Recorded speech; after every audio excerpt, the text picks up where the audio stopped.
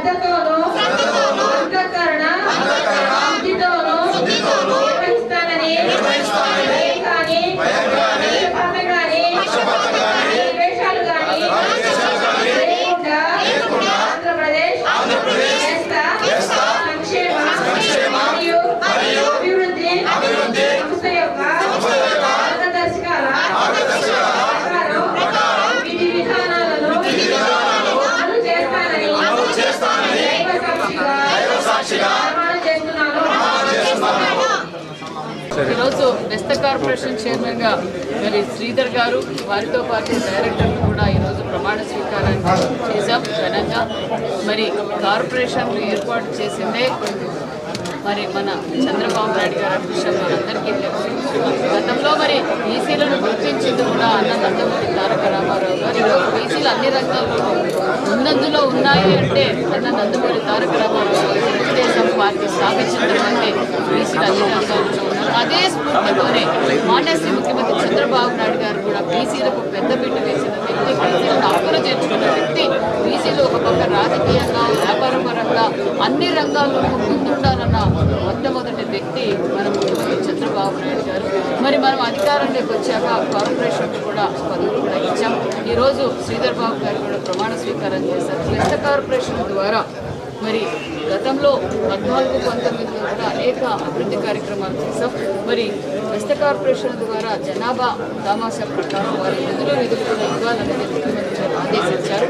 మరి ఆదరణ 3 కింద కూడా దగ్గరలో అమలు పరుస్తున్నామనే విషయం తెలియజేస్తూ బీసీలకు ఒక పక్క విద్యాపరంగా కూడా మరి బీసీ వెల్ఫేర్ తరఫున మరి డిఎస్సి కోచింగ్ సెంటర్స్ పెట్టాం, అదేవిధంగా సివిల్ సర్వీస్ కోచింగ్స్ పెట్టాం, హాస్టల్స్ ఇన్వెస్టర్స్ చేస్తున్నాం.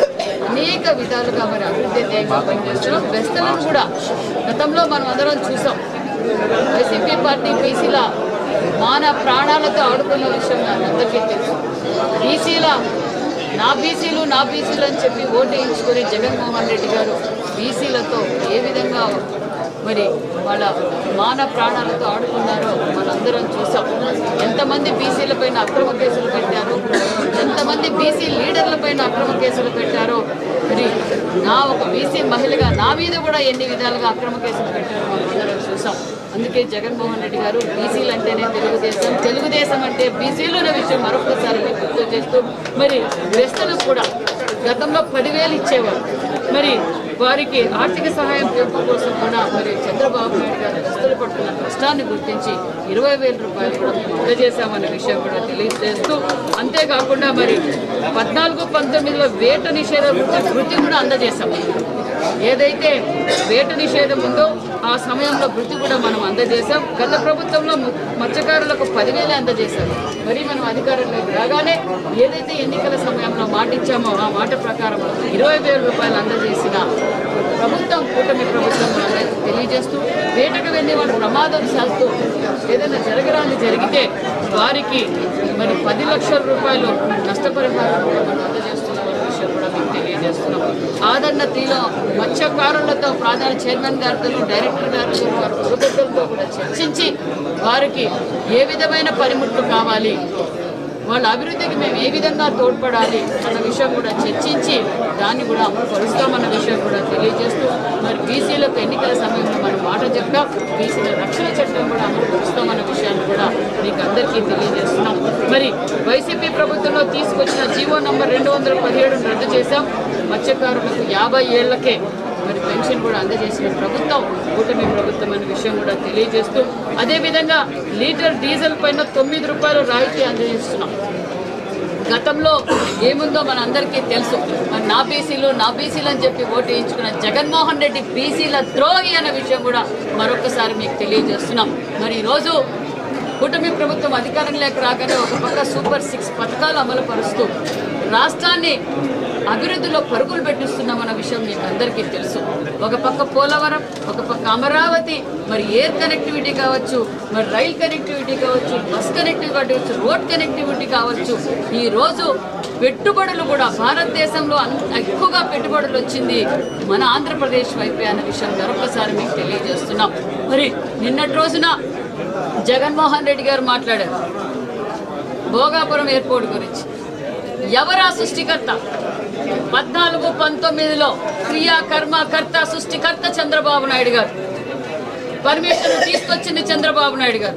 మరి 1924లో అదే 14-19లో జగన్మోహన్ రెడ్డి గారు చెప్పారు ఎర్ర బస్సు కూడా రాని చోట ఏరు బస్సు అవసరమా అని మాట్లాడిన జగన్మోహన్ రెడ్డి గారు మరి మేము పర్మిషన్లు తీసుకొచ్చాం, ల్యాండ్ అక్విజిషన్ చేశాం మరి భోగాపురం ఎయిర్పోర్ట్కి. మరి జగన్మోహన్ రెడ్డి గారు చిత్తశుద్ధి ఉంటే మరి 1924లో జగన్మోహన్ రెడ్డి గారు ఎందుకు పూర్తి చేయలేదని ప్రశ్న కూడా అడుగుతున్నాం. మరి ఈరోజు మళ్ళీ అతి తక్కువ కాలంలోనే మేము పూర్తి చేస్తున్నాం. 6 నెలల్లో ప్రజలు కూడా అంకితం చేస్తున్నాం. నిన్నటి రోజునే కన్నుల పండుగ ఉత్తరాంధ్ర ప్రజల కళ్ళల్లో ఆనందం చూసామన్న విషయం మీకు మరొకసారి తెలియజేస్తున్నాం. జగన్మోహన్ రెడ్డి గారు ఎప్పుడు డైవర్షన్ పాలిటిక్సే మాట్లాడుతూ ఉంటారు. మరి రాయలసీమకు నీళ్లు ఇచ్చింది ఎవరు? రాయలసీమకు నదులు అనుసంధానం చేసి ఈ రాయలసీమ రాళ్లసీమగా మారిపోతుంది, రతనాల సీమగా మార్చాలని కోరుకున్న మొట్టమొదటి వ్యక్తి అన్న నందమూరి తారక రామారావు గారు.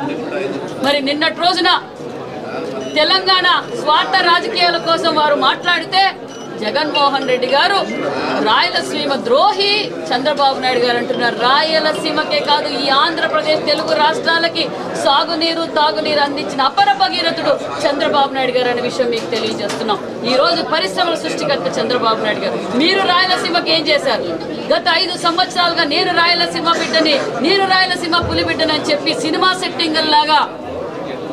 సెట్టింగుల్ లాగా మరి కెనాల్ దగ్గరికి తీసుకొచ్చి కుప్పం నీళ్ళు ఇచ్చాం, కుప్పంకి నీళ్ళు ఇచ్చాం. రామకుప్పంలో ఏ విధంగా మీరు సినిమా సెట్టింగ్ చేశారో ప్రజలందరూ చూశారు. జగన్మోహన్ రెడ్డి గారు గాల్లో వచ్చి మీరు ఏ విధంగా ప్రారంభోత్సవాలు చేశారో ప్రజలందరూ చూశారు. మేము చర్చించడానికి సిద్ధమే. భోగాపురం ఎయిర్పోర్ట్ అయినా సరే, రాయలసీమ అయినా సరే, పరిశ్రమల గురించి అయినా సరే, అభివృద్ధి పరైనా సరే, ఏ సబ్జెక్టు మీదైనా చర్చించడానికి మేము సిద్ధంగా ఉన్నాం. మీరు సిద్ధమైతే, మీకు చిత్తశుద్ధి ఉంటే, ఈ రాష్ట్ర భవిష్యత్తు కోసమే మీరు రాజకీయాలు చేయాలనుకుంటే అసెంబ్లీకి రండి, అసెంబ్లీకి వచ్చి చర్చించండి. మేము జవాబు చెప్పడానికి సిద్ధంగా ఉన్నాం. ఏ డిపార్ట్మెంట్ అయినా సరే. మరి మీరు 9 సార్లు కరెంటు ఛార్జీలు పెంచారు. ఈరోజు మేము మీరు చేసిన దోపిడీ విధానంతో ఈరోజు మీరు 9 సార్లు కరెంటు ఛార్జీలు పెంచితే ఈరోజు డ్రాప్ ఛార్జీలు మేము తగ్గించాం. ప్రజలకు నాణ్యతమైన కరెంటు ఇస్తున్నాం, రైతన్నులకు పెద్దపీట వేస్తున్నాం. మరి ఈ విధంగా మేము అభివృద్ధి చేసుకుంటూ పోతుంటే మీరు ఒక పక్క కాంట్రాక్టర్లు బెదిరిస్తారు, పారిశ్రామికవేత్తలు పెట్టి బెదిరిస్తారు, అధికారులు బెదిరిస్తారు, ప్రజల్ని రబరబాని రెచ్చగొట్టాలని చూస్తున్నారు. మీ పద్ధతి మార్చుకోండి. లేదా మీరు ఒక మంచి హాస్పిటల్లో ఏదైతే మీరు నేను 17 హాస్పిటల్ తీసుకొచ్చానన్నారు, మరి మీరు ఎందుకు పూర్తి చేయలేదు? ఎన్నికల సమయంలో మీరు అమరావతి పూర్తి చేస్తానన్నారు, అమరావతిని 3 ముక్కలాడారు. పోలవరం గాలికి వదిలేశారు, ఇరిగేషన్ ప్రాజెక్టులు గాలికి వదిలేశారు, ఆర్ఎంబీ పాట్ హోల్స్ గాలికి వదిలేశారు. కేంద్రం నుంచి రావచ్చిన నిధులు తెచ్చుకోనేకి చాతగాక డైవర్షన్ చేసి ప్రజల్ని మోసం చేశారు. ఏ డిపార్ట్మెంట్ అయినా ఈరోజు అన్ని డిపార్ట్మెంట్, టూరిజం కావచ్చు, ఆర్ఎంబీ కావచ్చు, ఎన్ఆర్జీఎస్ కావచ్చు, పరిశ్రమలు కావచ్చు, ఈరోజు అభివృద్ధి ధ్యేయంగా మేము పనిచేస్తున్నాం. మీరు మమ్మల్ని కానీ మీరు ఏ విధంగా అయితే ప్రపంచ బ్యాంకులు లెటర్ రాశారో, పెట్టుబడిదారులు రావద్దని చెప్తున్నారో, కాంట్రాక్టర్లు బెదిరిస్తున్నారో, మీ మాటలు ఎవరు పట్టించుకునే పరిస్థితుల్లో లేం. మేము ఏదైతే అభివృద్ధి చేయాలనుకున్నారో మా ముఖ్యమంత్రి చంద్రబాబు నాయుడు గారు, మా డిప్యూటీ సీఎం పవన్ కళ్యాణ్ గారు, మా యువగళం అధినేత నారా లోకేష్ బాబు గారు, మరి కూటమి ప్రభుత్వం ఖచ్చితంగా అభివృద్ధి ధ్యేయంగా మేము పనిచేస్తున్నామన్న విషయం కూడా తెలియజేస్తూ, బీసీలకు వెన్నముక్క తెలుగుదేశం పార్టీ అంటే బీసీల అభివృద్ధి కోసం మేము ఎల్లవేళలా తెలుగుదేశం పార్టీ కూటమి ప్రభుత్వం ఎల్లవేళలా అండగా ఉంటుందన్న విషయం కూడా మీకు తెలియజేస్తున్నాం. ఈరోజు వెస్త కార్పొరేషన్ అభివృద్ధి సంస్థ చైర్మన్గా శ్రీధర్ గారు ఇప్పుడే ప్రమాణ స్వీకారం చేశారు. అలాగే వారితో పాటు వాళ్ళ టీం అందరూ ఎవరైతే డైరెక్టర్లుగా ఉన్నారో వాళ్ళందరూ కూడా ప్రమాణ స్వీకార మహోత్సవం ఇప్పుడే ముగిసిందండి. బెస్తవారి కోసం ప్రభుత్వం ఒక కార్పొరేషన్ స్థాపించడం, ఆ కార్పొరేషన్ ద్వారా బెస్తవారి సంక్షేమం కానివ్వండి, వాళ్ళ అభివృద్ధి కానివ్వండి ముందుకు తీసుకెళ్ళడమే ఈ సంస్థ యొక్క ప్రధానమైన ఉద్దేశం. దానిలో శ్రీధర్ గారు వాళ్ళ టీం బాగా పనిచేస్తారని నేను మనస్ఫూర్తిగా వాళ్ళకి శుభాకాంక్షలు తెలియజేస్తున్నాను. మాన్యశ్రీ నారా చంద్రబాబు నాయుడు గారి ఉద్దేశం నిరంతరం రెక్కాడితే కానీ డొక్కాడని ఈ బెస్త ప్రజానికానికి నిరంతరం ఈ బెస్తలు కానీ పల్లికారులు కానీ సముద్రం మీదకి ప్రాణాలతో చెలగాటం ఆడుతూ ఎన్నో కిలోమీటర్ల సముద్రంలోకి వేటకు వెళ్ళి ఎన్నో ప్రయాసాలకి తీసుకొచ్చి మన అందరికీ కూడా మంచి చేపలు కానివ్వండి, రొయ్యలు కానివ్వండి ఉత్పత్తి చేస్తూ దేశంలోనే one of the best aquaculture ఇండస్ట్రీకి ఊతంగా వాళ్ళంతా కూడా కృషి చేస్తూ ఉన్నారు. వాళ్ళ కోసం మన ప్రభుత్వం 9 రూపాయలు లీటర్ మీద రాయితీ ఇచ్చిన పరిస్థితి. అలాగే ఈ కార్పొరేషన్ ద్వారా ఎన్నో రకమైన పనిముట్లు కానివ్వండి, అలాగే మత్స్యకారుల కోసం ప్రత్యేకంగా ఒక 2 నెలలు 20,000 రూపాయలు ప్రతిసారి కూడా వేట నిషేధ టైంలో ఇచ్చిన ప్రభుత్వం ఏదన్నా ఉన్నది అంటే 10,000 నుంచి 20,000 పెంచిన ప్రభుత్వం ఏదన్నా ఉంది అంటే అది తెలుగుదేశం పార్టీ కూటమి ప్రభుత్వం నారా చంద్రబాబు నాయుడు గారి ముందు ఆలోచన ఈ సందర్భంగా తెలియజేస్తున్నా. ఇలా ఎన్నో కార్యక్రమాలు శ్రీకారం చుట్టిన ఈ ప్రభుత్వం గురించి ఇప్పుడే మంత్రివర్యులు సమితి గారు చెప్పారు, జగన్మోహన్ రెడ్డి గారి గురించి చెప్పారు. వాళ్ళకి ఉలుకు పలుకు లేని ప్రభుత్వం విమర్శలు చేయటమే వాళ్ళకున్న ఇది తప్పితే ఇంకా వేరే ఏమీ కనపడతలా. అప్పటి నుంచి ఇప్పటికి ఆటో వాళ్ళ దగ్గర నుంచి ప్రభుత్వం ప్రతి వాళ్ళకి పని కల్పించే దిశగా అందరూ ఇప్పుడు రియల్ ఎస్టేట్ కాడి నుంచి అన్నీ కూడా వృద్ధిలోకి వెళ్ళే పరిస్థితుల్లో ఒకే పరిశ్రమలో మరొక వైపు సంక్షేమం, ఈ 2 అలాగే అభివృద్ధి, ఈ 3 ఇప్పుడు చెప్పాలంటే మన ఆంధ్రప్రదేశ్కి 3 కళ్ళు 6 కార్యక్రమాలుగా మేము ఈరోజు అభివృద్ధిలో తీసుకెళ్ళాం. అది పైన నరేంద్ర మోడీ గారు అలాగే ప్రశ్నించే తట్టుకున్న జనసేనాని పవన్ కళ్యాణ్ గారు ముందు చూపున్న కష్టానికి ప్రతిరూపమైన మాన్యశ్రీ గౌరవనీయులు నారా చంద్రబాబు నాయుడు.